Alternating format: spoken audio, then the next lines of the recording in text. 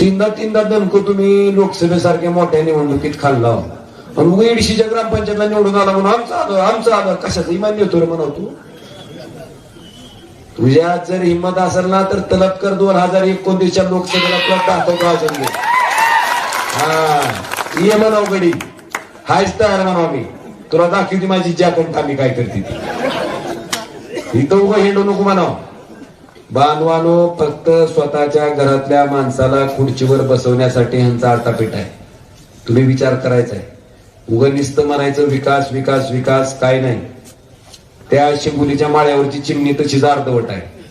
इडोकॉनचं खंडर तसंच पडलेलं आहे अजून दिसतंय तुम्हाला आळणी पाटीला. हो शुद्धगिरणी हा शॉट आहे ना शॉट हा ह्या बापल्या कथा चालू असलेला उद्योग दाखवा मला. एक नाही जर इतकं चांगलं केलं असं तर तुम्ही पुण्यात कशाला काय कर म्हणा केलं मग येत इडूशन तिकडं सगळे आपली नेहमी जत्रा तिकडं आहे. बांधवानो ह्याचा विचार करा. ही फक्त स्वतःच्या स्वार्थासाठी स्वतःच्या घरातल्या माणसाला खुर्चीवर बसवण्यासाठी केलं जाणारं राजकारण आहे.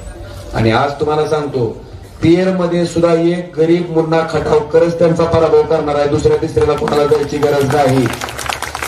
गोरबा काकाचा आशीर्वाद त्या लेकराच्या माग आहे. 100% येणार तिथं सुद्धा सांगतो.